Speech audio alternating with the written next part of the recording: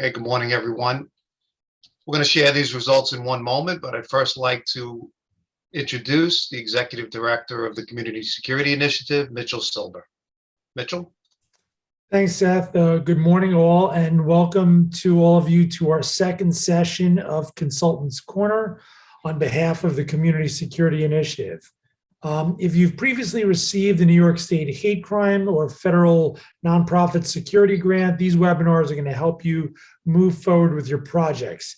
And each week's session will cover tailored topics, and the consultants will respond to related questions. These are going to be interactive sessions designed to help you and your organization achieve your goals and navigate this complex process with positive results for your organization. And we will have a Q&A element at the end of this, but also please post any of your questions into our chat, as well as we'll have an email address that we post for other questions and for individual follow-up. Leading our sessions today are two security professionals, each with over 10 years of direct experience in grant applications and product management. Dov Horowitz, a CSI procurement and grant consultant who previously worked for New York State Department of Homeland Security, and Ilya Umansky, prominent asset protection specialist whose work has touched a wide spectrum of risk mitigation and resilience operations. So Dov, Ilya, over to you both. Thank you, Mitch.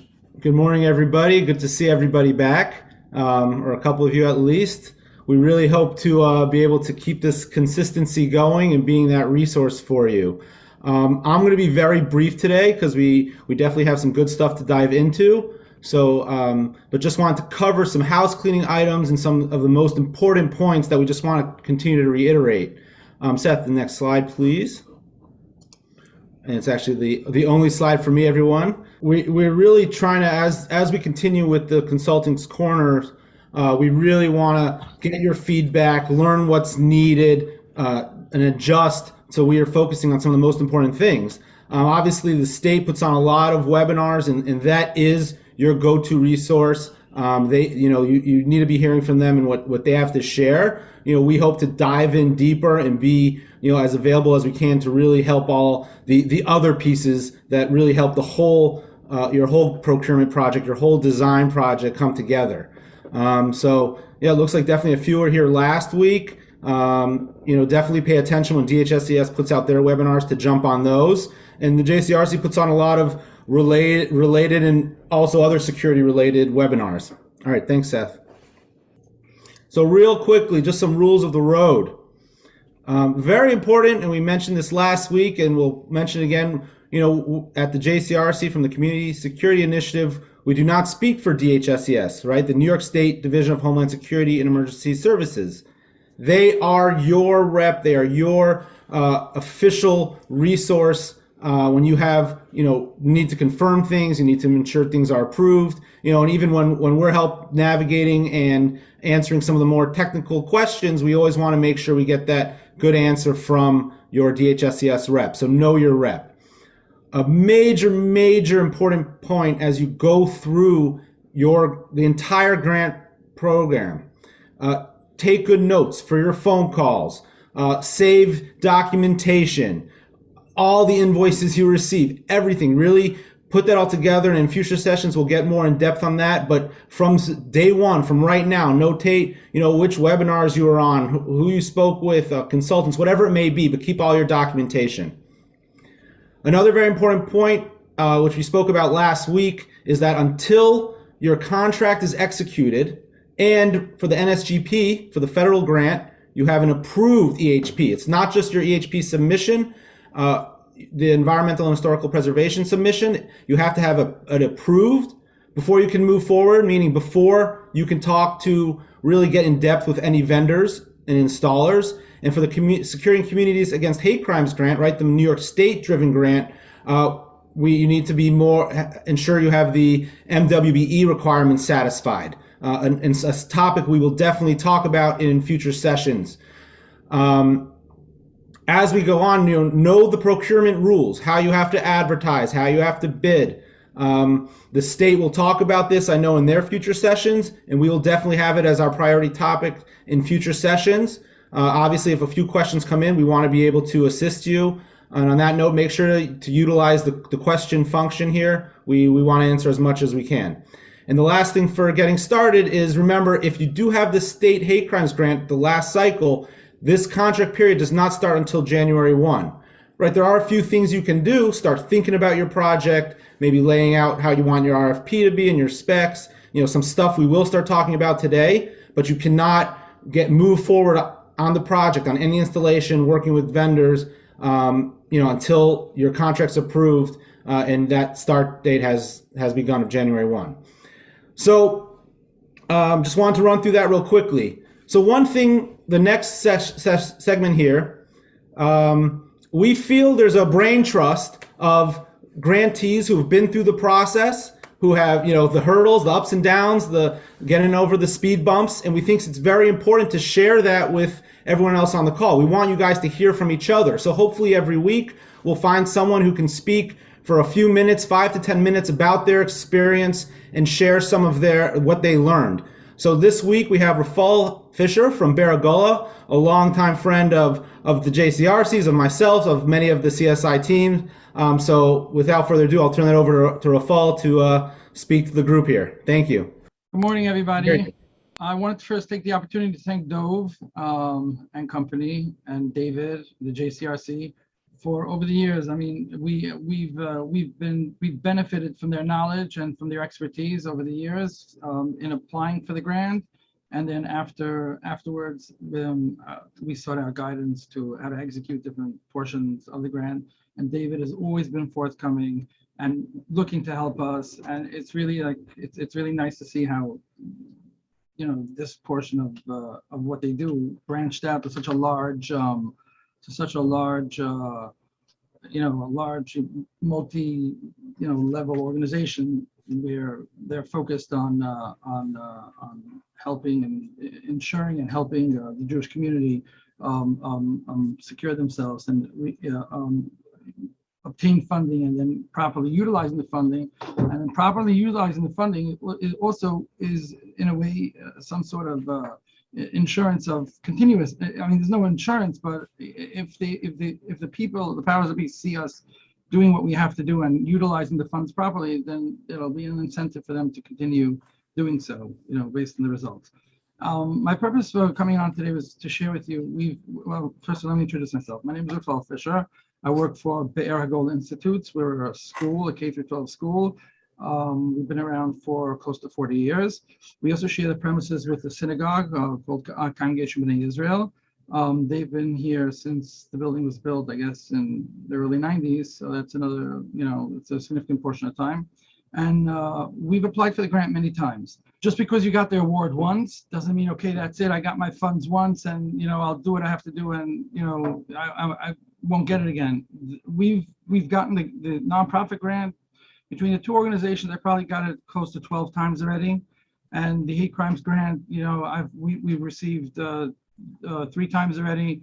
This funding, as long as you can present when you apply, present your organization's need for additional security enhancements, and it lines up with your vulnerabilities, you have a very good chance of getting it again. So you want to, from the get-go, I always felt, keep a positive relationship with your program reps and with the people at DSHES, so you make a good impression on them. And not that ultimately can influence your score, but it's good to have that relationship with a positive relationship with those people. And they shouldn't say, oh, this guy again, he never does anything right, he's always late, he doesn't stick to deadlines. Okay, that being said, the program reps, okay, the way the grant comes across is like a big bear, it comes with a bunch of rules and you have to follow, and I have to do what's an EHP, and it's so much documentation, and that's not what I do. How do I navigate it? Oh, let me go hire somebody and let him take care of it. Now you could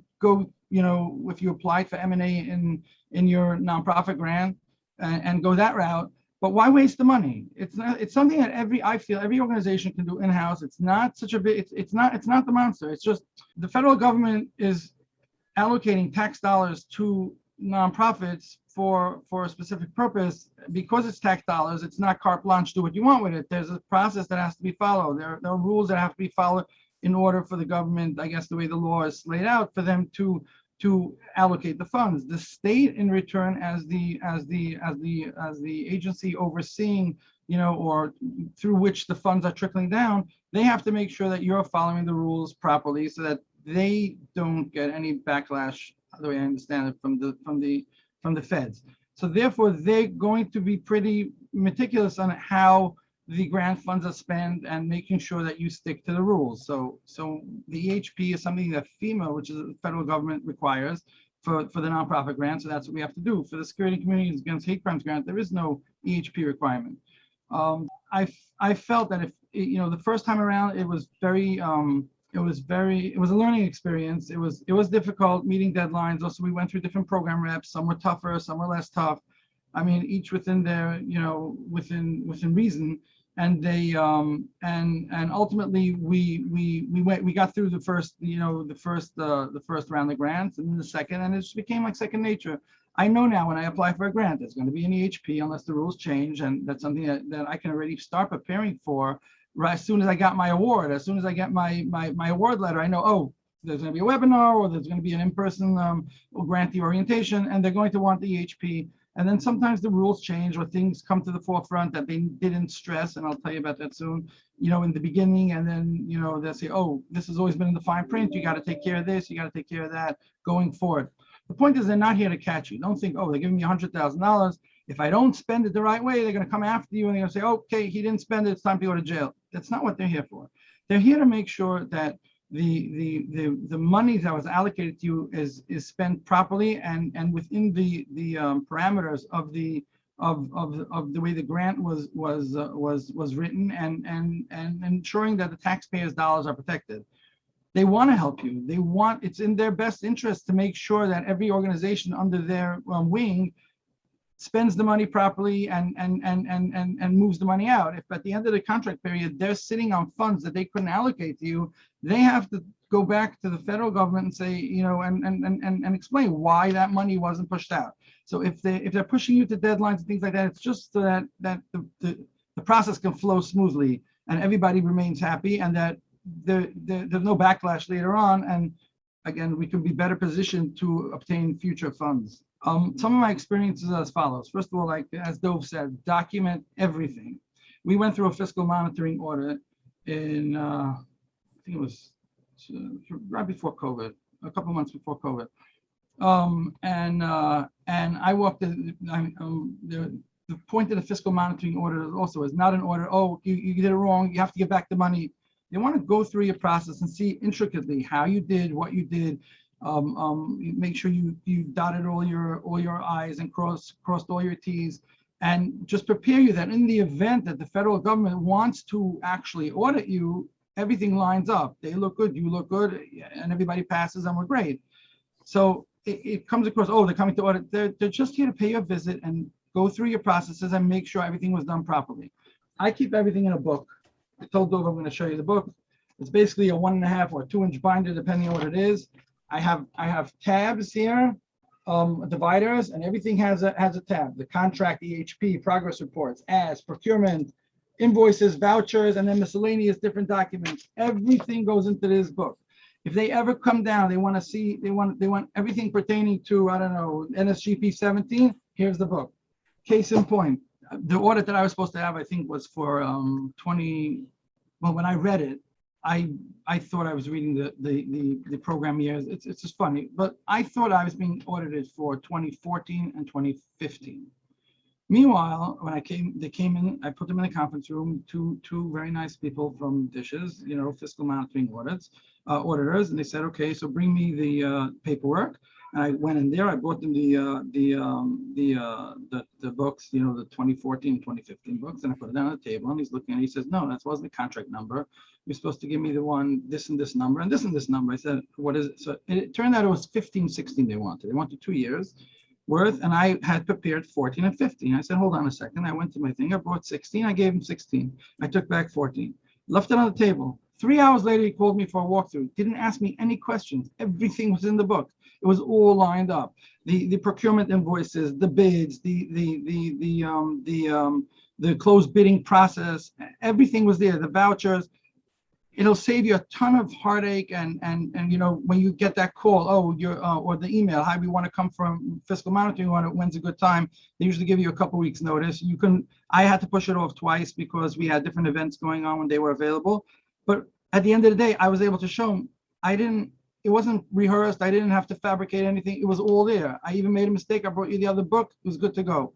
And they were very happy.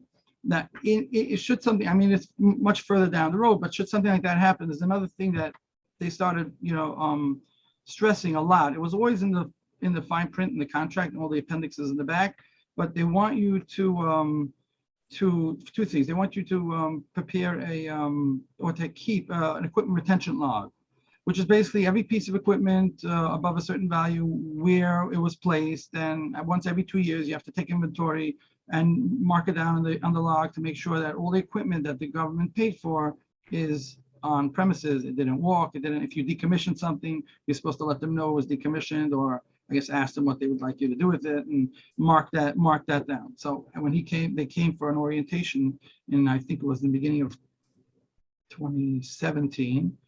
2016, 2017, and I didn't have one because we, you know, at all these orientation meetings, they didn't tell us about it. And he says, what do you mean? It's in the fine print. I said, I'm really sorry, I must have missed it. I promised to have it done within 3 months, whatever. You know, they had come middle of the year. And I told them that summertime is easier for me because it's quieter, and I can do that. I went back to all my old grants. I wrote it all down. I marked it, and I had the log. So when they came for the audit, I had the equipment retention log. They also, one of the items there is that you're supposed to technically post somewhere or mark off the equipment that it was paid for with funds from the, well, this pertains to the NSGP. I don't know about security communities against hate crimes. I don't think that's a requirement, but FEMA requires you to mark it that it was paid for with funds of the Department of Homeland Security. I went online, I ordered a roller, I downloaded the logo, the Homeland Security logo, or whatever it was. I ordered a sticker that said this equipment was paid with funds, a tiny little sticker. I told them, I'm not putting a plaque in my lobby, you know, that takes up a half a wall saying that you know, it's really nice, you gave me the equipment, but it won't look right aesthetically. So they said, no problem, as long as it's on there. I ordered these tiny little stickers that I even have in there. There's a clear sticker, it's for glass, it's tiny. It goes onto the corner of the glass. It's there for years, nobody sees it. And then depending on what you have, doors, I put it all the way on the top, and on the inside, it's on there. So when he came, they were so excited. They took pictures of every single door and every single sticker, and it was, I guess they hadn't seen it yet. And you without a magnifying glass, you probably can't even read what it says here, but it says what it has to. So awesome. That's awesome. What? That's awesome, Rafal. Yeah, you have to satisfy the programmatic requirements. That's basically, if you can prove that, that's fine. If not, they'll say, listen, next time do better or fix it, and you'll have to fix it, and that's that. But they're not here to catch you. What else was one other thing, the award letter. For some reason, they have this thing. They want to see the award letter with the documentation. So as long as you still have it before you got rid of it by mistake or whatever, just make sure you put that in the folder also.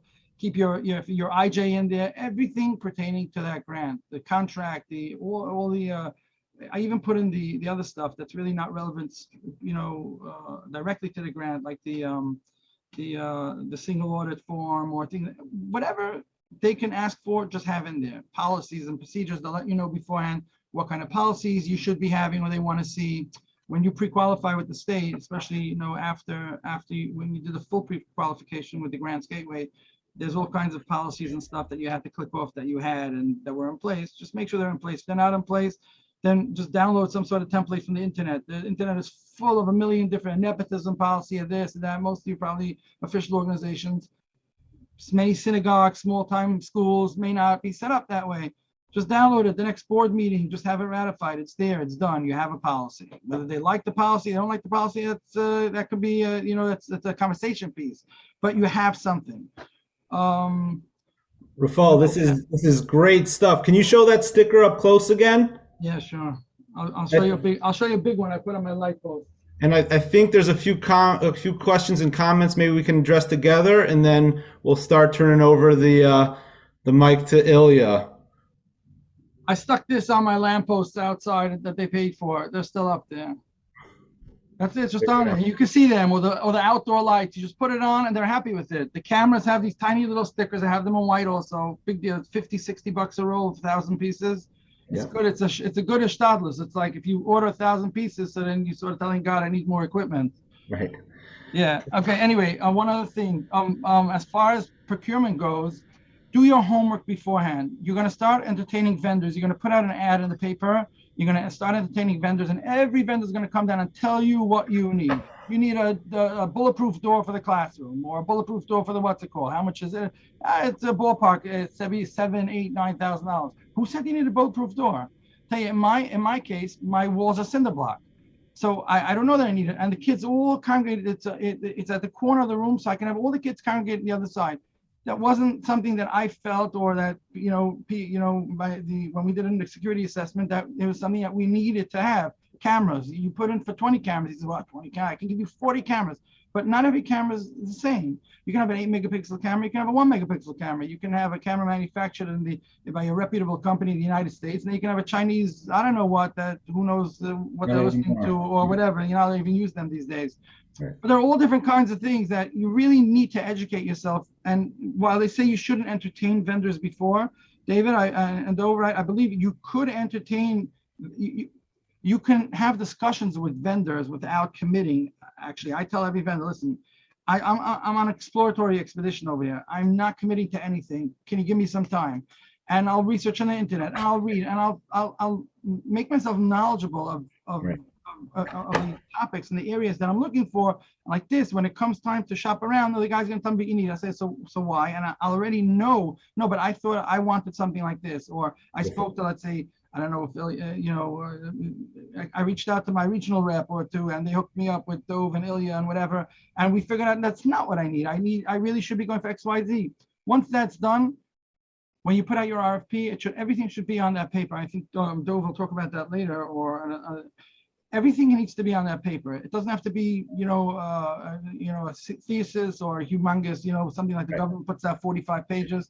I usually type it up in a Word document with specifications of what I'm looking for. I write down there by when the bid is due. And during that time, it's not, people always ask, can I reach out to my vendor and give them a shot at it? No, you should reach out to your vendor, because between me and you, you'll run an ad in the paper. I've done this many, many, many times. I've always run the ad in the paper. I never got any hits. Honestly speaking, I never got any hits. Like so when they came from my fiscal monitoring unit, he asked me, where do you advertise? I showed him, I had a copy of the ads and all that stuff. Why do you advertise in the classifieds in the back? I said, number one, it's not in the classifieds, it's in the there's a services needed section. So first of all, so if you want to provide a service, go there and look and whatever. No, but don't you think you would have gotten more hits if you would have put it in the center of the paper? I said, do you pay for it? Advertising is not something you can pull out of your budget. You have to pay for it yourself.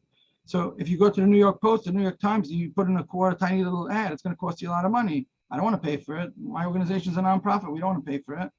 So I made up with them. I'm going to put it in one of these like weekly, local papers that they put out, to satisfy. But I thought, well, I'll do it for you next time to satisfy programmatic requirements. You know what? No hits.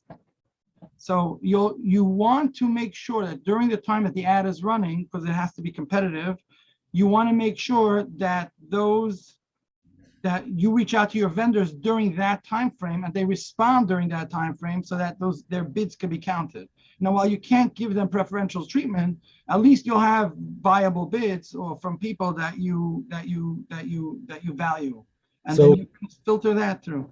So Rafal, this is gold. I think there's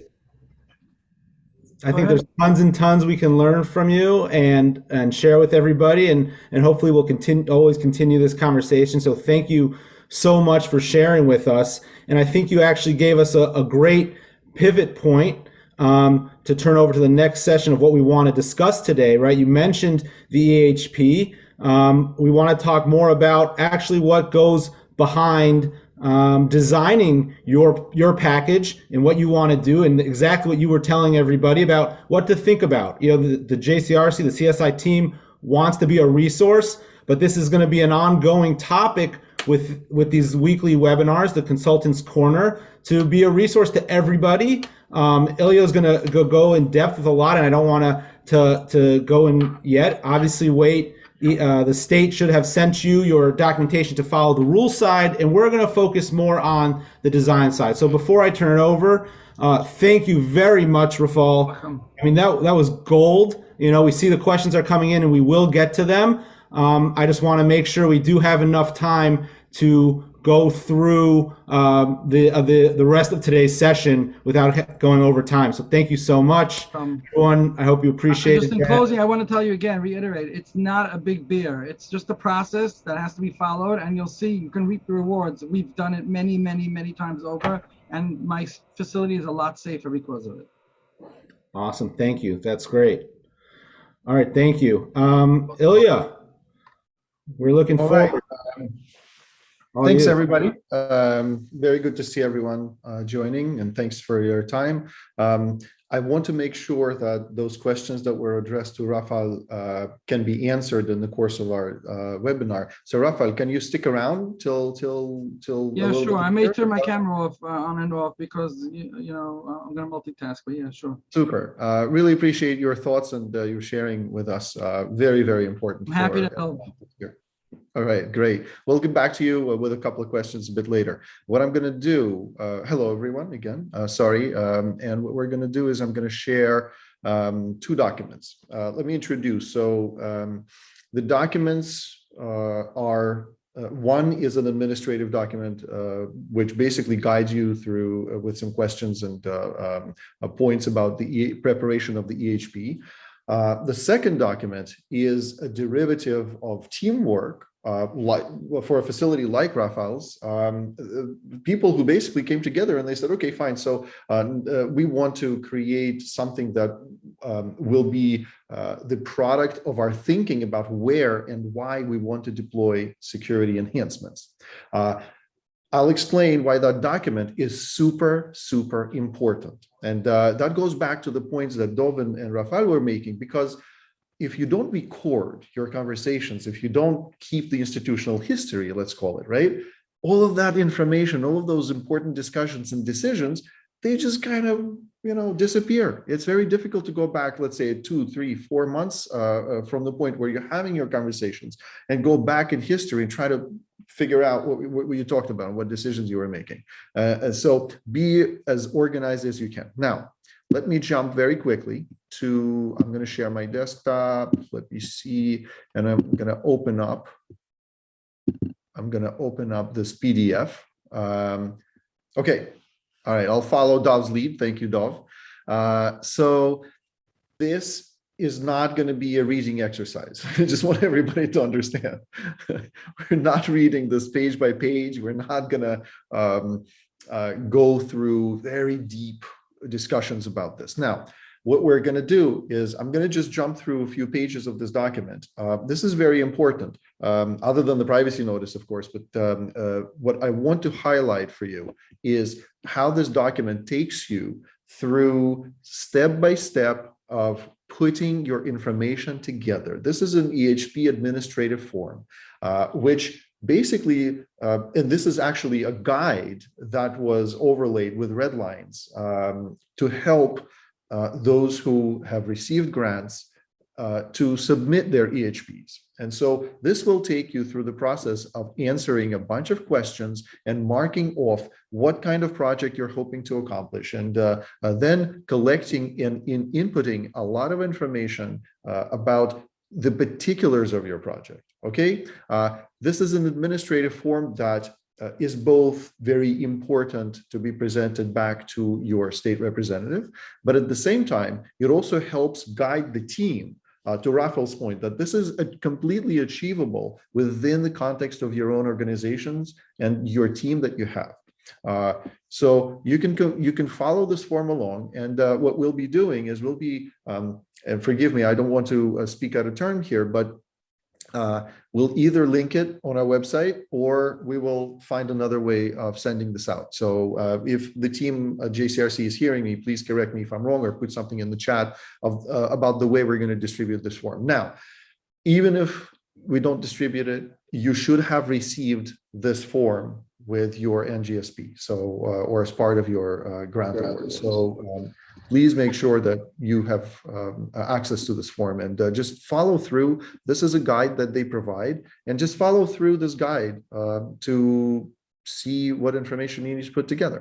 And you'll see that there's a ton of questions, but again, it's an administrative process, and everybody by now is well aware that there's a lot of administrative steps that you must undertake, but it's not what you would call rocket science, right? It's simply collection of information that you want to offer back as part of preparation for your project.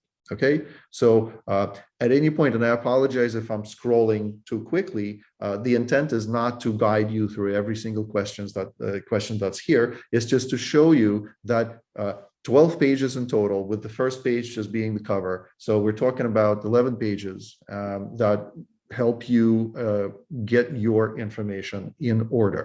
Okay, there will be some guidance, for example, here, Appendix A, guidance for supporting photographs or EHP grant submissions, okay? And it tells you what information you should be putting together.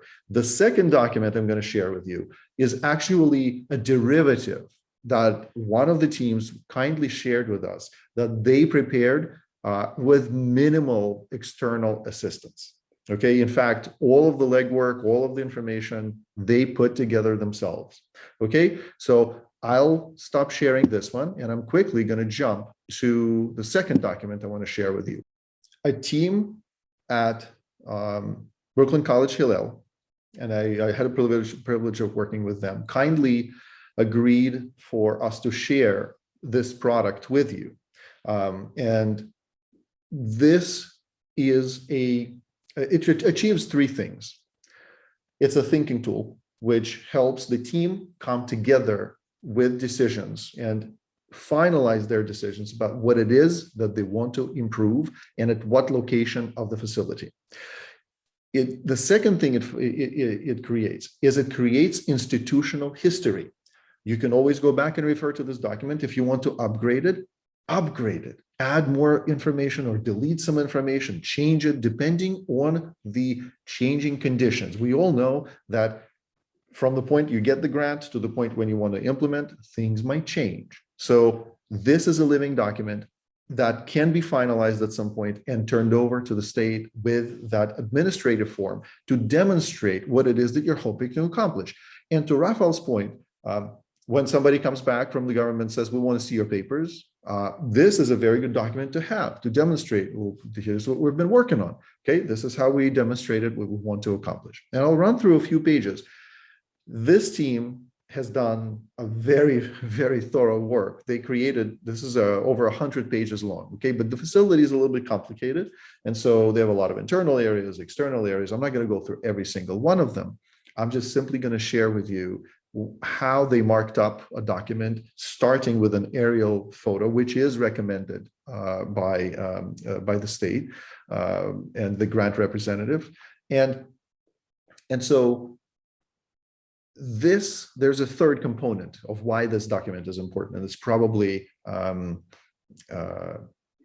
this is when your external communications with vendors begin. This document, in the future, when you're allowed to begin working with potential contractors, or when you start putting your requests for proposal together, this document helps any vendor understand what it is that you're trying to accomplish and scope out. I hope you've heard that word, create scope of work in response to your needs. Now, some people will go and they create, like Raphael said, that they might create just an Excel spreadsheet. But if you have a visual representation, it serves, I think a much better purpose, and it helps everyone, both your team and also the potential vendors, to understand a little bit more clearly what you're trying to accomplish, and specifically what portions of the facility, the equipment, and what kind of equipment needs to go to. So without further ado, a few photos just to explain, and some facilities will have a little bit more narrative on either side of the photo to just say, okay, we're this type of facility, here's what we do, we're located here and here. So there might be additional language that any team can decide to put together, okay? It really depends on your team's preferences, okay?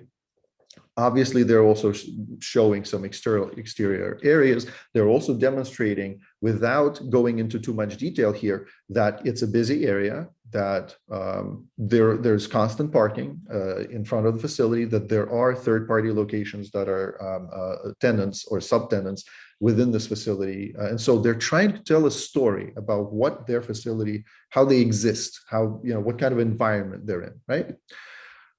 Then they're obviously showing some internal areas where there's a play yard that can be used for all sorts of events, and there's some play equipment there and so on, right? Obviously, one can easily tell before you even get to this page that they have a lot of glass. They need a lot of protection, or they need to figure out a way of how to secure the facility from blast. Or even privacy shielding might be an important factor for them. So here is where the team starts sharing their view about what it is that they're looking to do based on the security assessment that was created, okay? And so they start going step by step to demonstrate what is it that they're trying to do. And they're trying to stick to color coding. So for example, red text coincides with the red box. Orange text coincides with multiple orange boxes. So again, not rocket science. Obviously, different teams, different individuals might have better, let's say, PowerPoint skills. They could make it look a little bit more polished. Of course, there's all sorts of ways of doing it. But if I go back to this team 2 years from now, 5 years from now, they'll be able to pull this document and explain to me what their thinking was. That is the most important institutional history component that a team can help themselves with. Once again, minimal or no external assistance is required to take the first shot at this and get something like this together, okay? Just take some good quality photos with your smartphone and start putting some overlays that are color-coded, color-coordinated, and explain what is it that you're looking for. So for example, in this particular case, they're saying, here's where we want to harden our doors. Here's what we want to do as far as door repair, because they're taking the whole area of the front entrance and they're saying our doors don't stand up to forced entry attacks. So we want to enhance their build. We'll either replace them or retrofit them, so that they could withstand attacks in a better way. Then they're asking for locking repairs or replacements. They're saying that we need a video intercom system.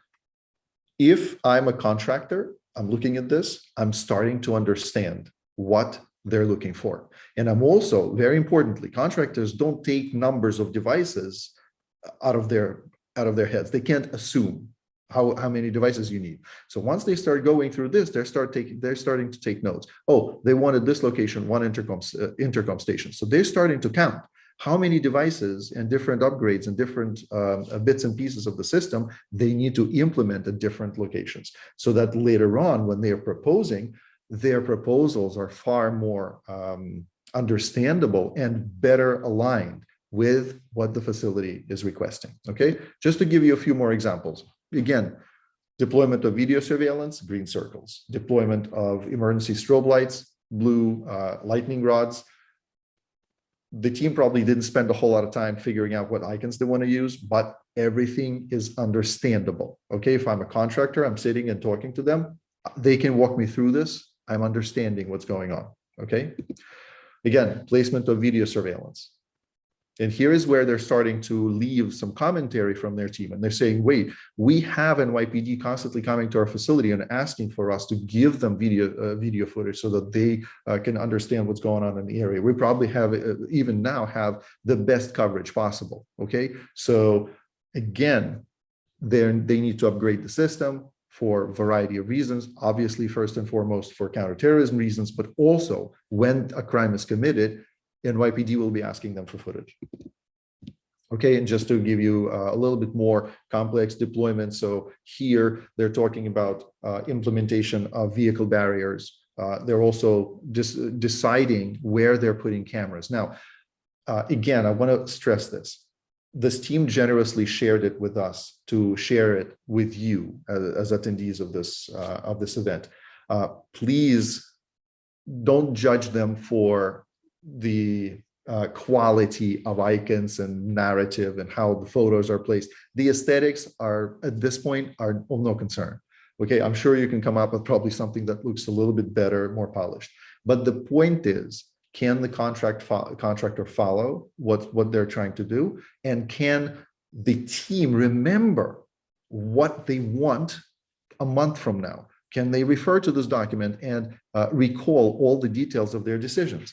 Yes, they can. In most cases, they can. And if they stumble, they can look and make another decision and update their slide deck.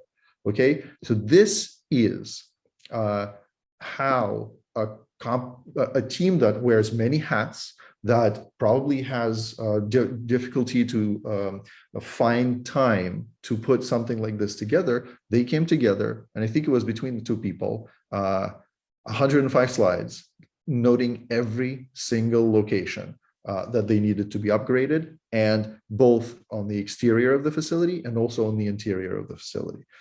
So that's a good example, I feel, to leave you with, and so that you can understand.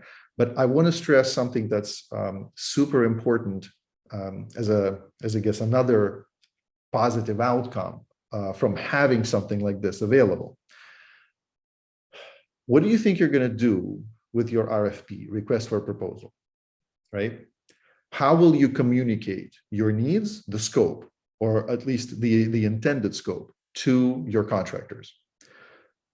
In most cases, in my experience, when I visit a facility and I ask them for drawings of their floor plans, give me your architectural drawings, very many of them struggle to find the most current set. And many of them, even if they have a set of drawings, they'll say, yeah, but it hasn't been updated. We made internal changes to the facility, to the layout, to compartmentalization, built out a couple more rooms. So nothing is current, okay?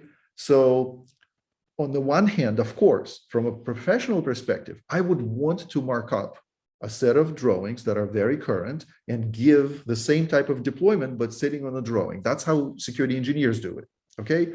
But I feel that it's very important to capture the most current existing conditions, also in the absence of updated plans. And we can't expect that every facility will have most up-to-date plans available. So this becomes your communication tool as part of your RFP. This document can be included as part of your RFP package to say, in order for contractors to develop their scope, one of the documents that you need to refer to, other than speaking with us as a client, is this, call it security deployment tool or security deployment document. Okay, so I hope I've incentivized some of you to consider this if you haven't done this already. If you have been doing this, good for you. It seems like we have, some knowledgeable people in the audience, and also Rafael is probably falling asleep because he's seen this too many times. So I think I'll stop at this point. We have probably already like 6-7 questions amassing in our chat. If you want to ask any further questions, please let me know. But let's open this floor. Awesome.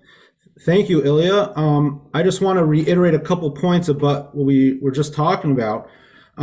First of all, as you noticed, our goal here is not to give you a step-by-step, everyone, of the process through the EHP, right? The state provides the documentation. It's really spelled out. It seems like a lot, but it's really spelled out.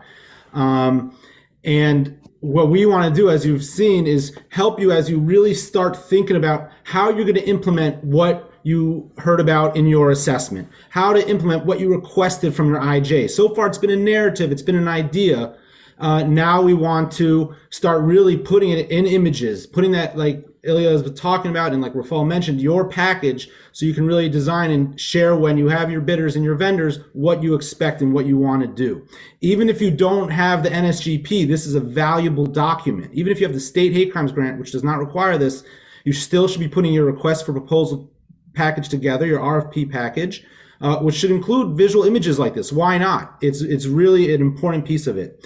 And the last piece I want to mention before we do turn over to a few questions is that like Ilya said many times, you can all do this yourselves. They're not, we get the question every day. The EHP documentation and even your broader RFP package doesn't have to be spec'd out completely, right? As you saw in the images that we just went through, here we're replacing windows. Don't even get too detailed. Upgrading or modifying windows, upgrading or modifying doors, and you spell out where it's going to be. Cameras installed here, cameras installed there, right? To ensure you get the best image you need. And as we continue these weekly webinars, we do plan to get more in depth on different categories and different hardening strategies. But we want to show you that you really can get started, and with your internal team can start designing what you want. We don't want to just have the bidders come in and tell you. You have your assessment, you have the resource of your CSI regional security manager. Myself and Ilya are often available as well as we get deeper. So please take full advantage. I'll also jump in with just a comment here, because you can get as in depth as you would like building these visual tools, right? That like security deployment document, right? You can go to the point of saying what kind of features a camera needs to have, or what kind of functionality you want from a visitor management system if you were asking for one, or how to properly install, or some of the basic points about installing, let's say, window film or glass film, right? So some of it, if you're using, let's say, JCRC assessment team, are already provided some of those critical features for how equipment needs to, what the minimal requirements are and how it needs to function. Some of that language you might already have. Okay, so it's very useful to rely on those documents and bring this into this visual tool, so that contractors understand, you know what, I can't slack off. To Raphael's point, you could buy a $100 camera, right? And for the first 2 weeks, it's going to work for you, right? But then it's going to break, because it's a $100 camera. Okay, the same could go for locks. The same could go for cheaply installed window film and various other equipment, doors, and so on. So there are things that are available and easily introduced by vendors because they want to make high profits. The less they charge for the camera, that means that they're already making a larger profit on it, right? So it's important to give them some baselines, and you can be as detailed as you want. However, this is a good starting point. We can start sorting through the questions. We want to make sure we answer everybody's and share with everyone. And Dov, let's let Raphael speak, maybe address his questions first, because I know there were some questions as he was speaking. Definitely, that's what he's here for. Yeah, I have those. Excellent, thank you. All right, we ready to do some questions? Absolutely. Good morning, everyone. First question, do you have to keep minutes of meetings, for example, the security committee at your organization? I'll jump in there, and maybe Rafael, if you want to add anything else. But yeah, that's very clear. Anything related to this grant, any activity you do, you should be recording those minutes. And generally, if you have a security committee, it's definitely recommended. But for this grant, it's not a requirement, but it definitely, everything you document and keep will build the case when you need to show what the efforts you've taken and the activity you've done. So 100% you should be doing that. Technically, any organization that's a nonprofit, any corporation has bylaws. What do your bylaws dictate? And then you should be doing that independently of the grant. They're not going to ask you for the minutes of your meetings that are not relevant to the grant. But like as Dov said, everything that that's done, especially the procurement process, has to be documented and sign off on it. Whoever's sitting in that room, you should have, as you get further into it, you'll see when you bid out your projects, you're going to have to also prepare or let the vendors know, have some sort of document that lets the vendors know your bid selection criteria, how are you going to select the vendors, who's going to be at the meeting to select that vendor. Those people should be on that document. They should all be signing off. I also want to point out that the Department of Homeland Security and Emergency Services requires you to do a quarterly report. Tell them what they're doing. Tell them what you're doing. And the issue is, what you can do very quickly in that quarterly report is to say, we had a security meeting on November 23rd, and we discussed cameras and we decided this. The need to say that Joe said we should do this and Harry said we should do that is not necessary unless your organization requires it. So before the next question, just looking at the poll, it's great to see that everyone is familiar with exact, for the most part, what an EHP is, but we know the work to do, and we hope to be a resource, both these webinars and your regional, to help you navigate the EHP in all parts of this grant process. Thank you. Next question. Have you done any renovations on your building that have affected any of the equipment that you installed pursuant to the grant? I guess that's a question for me. Yes. Yeah. So the answer is yes, and I'll tell you even more. We had in 2010 we were awarded money. We were awarded monies for, among other things, security cameras. We put in cameras. At that point, they were 1.3 megapixel cameras, or the outdoor cameras are maybe 2 megapixel cameras. It's 2021 already, and cameras today are 8, 10 megapixel cameras. For an affordable price. So yeah, over the course of the last couple of years, we've swapped out cameras, indicate all that on your equipment retention log. The truth is, when you do, we have to have repurposed them in other areas, which we indicated as well. But you need to, or you should be letting your program rep know that this is what we intend to do with these cameras. We're going to swap them out. Is it okay, to decommission them, or if you're going to repurpose them and use them in another area? Obviously, you're not taking them home. But if you're going to reuse them in a different area, so then let them know that you're going to be reusing them, or at request, in a nice way, basically ask if you can do that. They're not going to say no. And then just document it on the equipment retention log, and that's it. That line, this camera was moved to, and then start a new line, I guess, for that camera with the new name or location. I think that's the most important point. If you're making any changes to your hardware, even let's say you're not a current grant, the latest round, and you're doing a change to old, there is ways to decommission, and I would be in touch with your rep or with DHSES in general to ensure you're doing the right, taking the right steps. Inform them. It's just strongly advised. You really should be asking them how the best way to do it, letting them know, even if it needs to happen. That's the reality of our buildings, of construction, of time. So coordinate with your rep. Huge. Oh yeah, electronics have a shelf life, right? What is it? Have a useful life, 3 years, 4 years, 2 years, whatever, depending on the product, right? You understand it. All right, thank you. Thank you. I want to amend my building's existing security system. For example, I want to add cameras. How do I get 3 vendors to bid on this?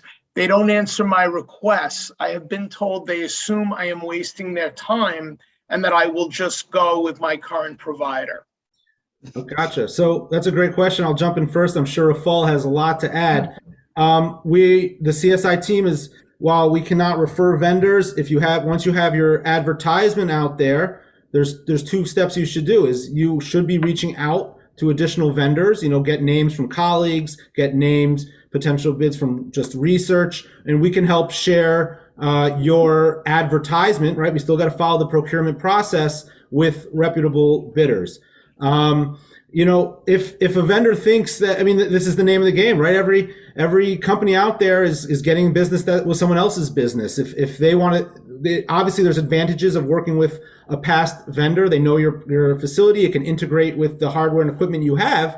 But at the same time, maybe you actually don't want to work with them again. So that's kind of unfair and irresponsible for a vendor to say. So I would kind of discount that and we'll just assist you in getting those 3 bidders. There are plenty of good quality vendors out there that want to work with these locations. There's one caveat. If you're in the first year after having installed your system, the system is under warranty. This may be the reason why other vendors don't want to touch it, because by touching it, they void the warranty. So please just think about how old your system is. I suppose it probably is a bit older, but if it's more than a year old, just double check your warranty period with your contractor that installed the original system. If that warranty period is a year, 1 year or less, then you can proceed and install it since the warranty period expired. But if it's not, then you have to stop and you have to think about a way of, first of all, why you're upgrading cameras that are less than a year old. The government will ask you the same question. And secondly, Yeah, he spoke about that's the adding question, cameras. then how do you do it? Sorry, Raphael. He was saying he wants to add cameras. He didn't say he wants to replace them. So if I can just add on to something you said, that if you do have a system that's within the warranty and you're worried and there's significant money buried in that project, so there, I mean, maybe it's not for right now, but there's something called a single source waiver, which you could very, it depends on how you're set up and what it is, but in different cases, they would possibly issue you something like that, and that would take care of that portion of your bidding process. You won't have to go through that, but that's not something I think you want to start out with. Or whatever. As far as the question goes with the vendors, it is very difficult to find 3 vendors if you out of a pool of people, because as more and more people get grants, especially if you're in a very in an area where there are a lot of grants floating around, everybody needs 3 bids. So everybody wants 3 bids. With the WMBE stuff, you'll find that it's even more difficult to find WMBE vendors that are going to reply to your ad and give you what you need in order to do your bidding process. Just document everything. At the end of the day, if you couldn't get those bids, I don't know personally, I never had to, tell them that I tried and I couldn't get vendors. And they may say, okay, did you due diligence? And then, you can proceed. I don't know that part. As far as vendors goes, it also matters how you approach them. You can't approach a vendor, I feel, oh, I have a security grant money. Can you come, you'll do a walkthrough. Oh, but you have cameras ready. Who's your vendor? Oh, I need 3 bids, so I'm calling you. That basically tells the vendor that you're just using him and it's a waste of his time. But if you're calling a vendor down and say, listen, I want to put a significant amount of money into let's say security cameras. I currently have a couple of cameras. I'm not so happy with my vendor. He doesn't have to know who the vendor is. I mean, unless it's stickered up with his name. But you don't have to tell him that. Just tell him that you're looking, possibly to onboard him as a new vendor and somebody that and sort of keep him on the dangle the carrot in front of him or the apple, and then, and see, I found that they're forthcoming. That's and then great. The next wave of grants, should you be fortunate enough to get it again, go to a different guy if you have to. Right. That's great advice. Thank you, Raphael. Thank you. And you actually answered one of the other questions, which is great. Thank you, Raphael. The next one, where you were putting in new doors, knowing that in a couple of years you are expanding your building and the doorways may change completely, so you are changing a capital improvement rather than equipment, how do you recommend proceeding? I think if you just correct me, the question is that if you're swapping out doors now, knowing that in a couple of years you're going to be doing it again. What's the need next? It sounds like there's going to be a change to the actual the building design, and now doors are something going to have to move. Well, if I may say, for the nonprofit grant and probably for this hate crimes grant, even though there's more leeway with the hate crimes grant, and you can correct me if I'm wrong, but you put in your investment justification, exactly the area. I mean, you put in for specific areas that you want to target hard. And these doors were no good, you want to swap them out. Sometimes, you put in for more doors, you don't have enough money, so you do less, but I don't know that you can go around and say, okay, I put in to change this entrance, but being that, something came up, now we're doing a capital improvement project, so later on, now I want to switch and move that money to different, I mean, it's an internal question. You have to realize the money was allocated for a certain project. If you feel that it's going to be a waste, so you can approach your rep and say, listen, I'm not changing the door category, I'll change other doors. Maybe they may work with you. They may ask you, okay, you have to do an investment justification modification or fill out some paperwork for this hate crimes grant, securing communities against hate crimes grant in order to effect that change. They may work with you, or they may say, no, it was a competitive bid process, you were awarded based on this and this scope of work, and now they'll work with you, but to go ahead and not do it and go and put in other doors, that you can't do. You have to get their approval first. And whether or not you will do it or not, that's up to you. If you want to do this specific project only to rip it out in 3 years from now, well, right now there are people there, right? How busy? I mean, it's an internal thing. Do you need it for right now or not? I think you hit it on the head, Rafal. I think that's what you should think about if anyone who's in a similar situation is that if you know you're putting a lot of effort, a lot of work to design this right and spec it right and build it, and you know that you're changing it. So maybe in that case, we haven't talked on these sessions about doing modifications, what's called an IJ modification. For a future session, we can talk about that, where you need to redistribute funds if you realize this is a project that's not worth you moving forward on. So if that's the case, there's the flip side. Rafal just mentioned, if you need security at your front door for 3 to 5 years, that's a worthwhile effort. But at the same time, if you know this major project is coming, maybe look for other ways to move your funds over, and there is a process with your state rep. But either way, I would communicate that with your state rep. It's not that it's a no, it's that there might be different hurdles to pass through. Thank you. Next we have, if you haven't started yet, is it feasible to finish a proposal on time for a January 7th submission? Since we just learned we cannot afford all of the bollards we needed from our current grant, why not just apply to get the rest of the bollards with an explanation that a rise in prices made it unattainable? So in general, the short answer is if you cannot complete a project, you should always be applying for future grant funding. In general, we don't want to use these sessions to talk about the upcoming grant applications, but you definitely have enough time to apply for the January 7th submission for the next round of the hate crimes grant.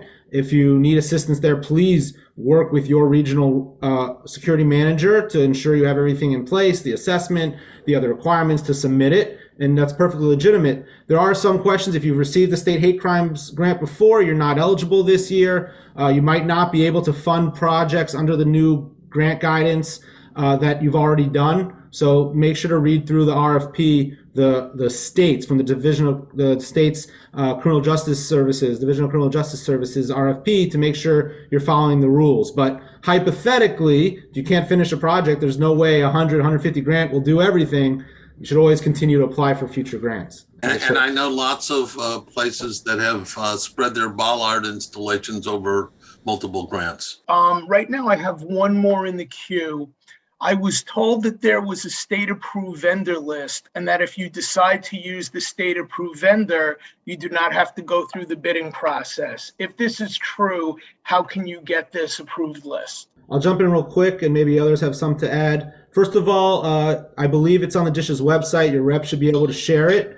Everything's got its yin and yang. The bid process is not that difficult, and it actually puts you in good control of your design. You talk to different vendors, and you can understand what one proposes versus another and can give you more. Right, today we talked about kind of designing and laying out what you want. But now you're talking with the next level of experts. You can really get a better design program. And I don't know. It sounds like there's a lot of rules on this bidding process. It's on a big picture. It's in your favor. And we can help you navigate that. But there is a list out there that hypothetically you find a vendor on. You don't have to follow this process, the procurement process. But at the same time, their items come up a little costlier than you would pay through a bidding process. I want to add here that, and I think we had that question come up during our previous webinar. Please remember to very carefully scrutinize, even if you do come across that list. First of all, take a look at the companies that are there on that list, okay?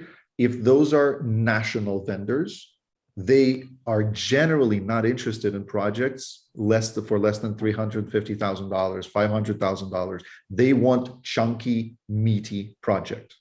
And so their incentives to go and bid on jobs that, let's say, $50,000, $100,000 are very, very slim. Okay, so before you do this and you follow this list, please double check which kind of vendors this list contains. It might have been updated recently, and maybe they saturated it with small to medium-sized companies. I'm not sure, but that's the kind of approach you need to use. And to Dov's point, having 3 bidders always gives you better control. Otherwise, if you go with a state approved, you're basically going to get told what you need, and you have very little leverage.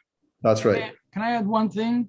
In the course of all this, they keep pushing buy off the OGS website, buy off the OGS website. You could circumvent the whole process. But what are you getting? Which means that when I didn't check the OGS website in a long time, but I'm pretty sure that they're not giving you the 2021 10 megapixel camera that you can get right now from somebody else and be current and get more use out of the camera, or get a standard that is something that's floating around today. If you're going to go on OGS websites, I know at one point when they had 5 megapixel cameras outdoor with HDR or whatever, they were still doing 3 megapixel or axis cameras, and for more money. So it really doesn't justify. And I told it to them by many orientations, and I never got a response back. Oh, we'll forward your thing. It's a great point. Getting on the OGS list is not easy, and you get for a specific product. And if you got through on that one, as a vendor, you're unlikely going to update it every couple of years. And you're right, technology moves so quickly. That's a great point I never thought about. You're not getting the latest and best products if they even sell the old stuff anymore. So. Thanks. A couple more just popped up. If you want to go over this, can bollards be planters or concrete benches? As long as they're engineered to the specifications. They don't have to be field tested. Some of them are tested, let's say through computer models, but the vendor that is trying to sell them to you has to describe to you and give you a letter that states that these are at least engineered vehicle interdiction barriers. And so please be sure to get that type of language from them, because otherwise they'll sell you something that they came up with that nobody has ever seen, has ever tested. They'll claim that that's the product that helps prevent vehicle attacks. That's liability waiting to happen. Okay, so please do a little bit more homework and have them certify to you that this is at least a product that has been tested through a computer model. Just to kind of add on to that and make it clear, you can put a planter in front of your building. All that does, if it's not properly anchored and essentially disguising a bollard, you hit that planter, a truck hits that planter, it just starts, sends it into orbit right into your building, and it will do worse damage. So yes, there are planters that are essentially disguised bollards. There are benches that are essentially disguised bollards. We helped the synagogue in the Bronx do that because they wanted to have a bench outside the synagogue, but it was essentially a disguised bollard. It was beautiful. Right. And, you have to get the properly engineered piece of work to get the effect that you need. David, does it make a difference if your IJ listed bollards versus planters? Do you have to get that approved before you switch it? That's a simple thing that you just deal with your program rep on. Okay. You say, if it says planters, you just say, look at this is, planters. I meant, remember you used the AEL category that included planters. As long as it's in the same category, you're fine. Or just ensure to use properly anchored and designed planters. I'll add one more point on this.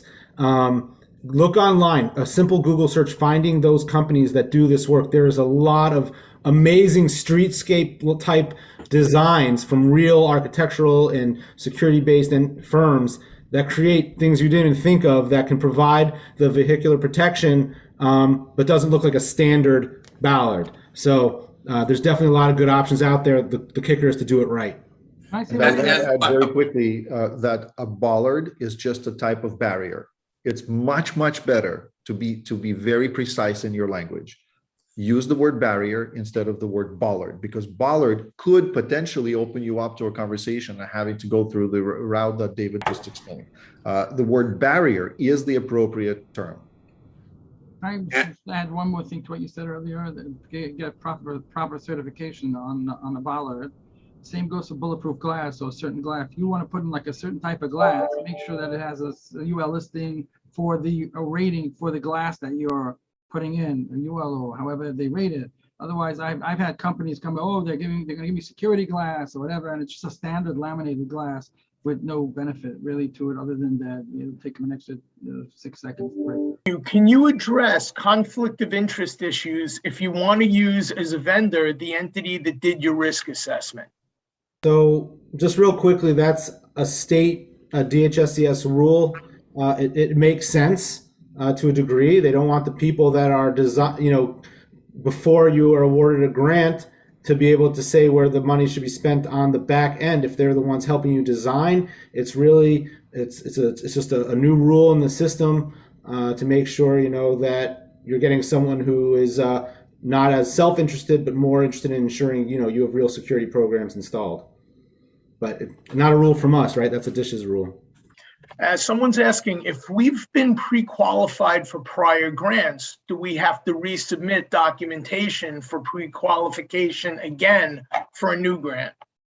Gotcha. Again, we don't want to spend too much time on new grants in these webinars, and I'll turn it to David to add anything else. But the quick answer is you have to make sure your pre-qualification package is up to date, right? I don't think you're required to do a new one. You just got to make sure your pre-qualification information is up to date. There are yearly documents that have to be updated, audits and things like that we need. Yes, your financials, for example, your annual budget, et cetera, has to be resubmitted. What you do is you go onto the Grants Gateway website and check. It will tell you what documents are expired or expiring.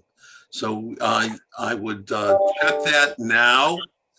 Just one other thing for people thinking about the future nonprofit security grant program grant. It is very likely that Congress is going to drag their heels on the budget this year. So we have had years, Rafi can attest to it, where there's 7 or 8 days 10, I think, between the request for proposal and the deadline. Plan on that happening in 2022.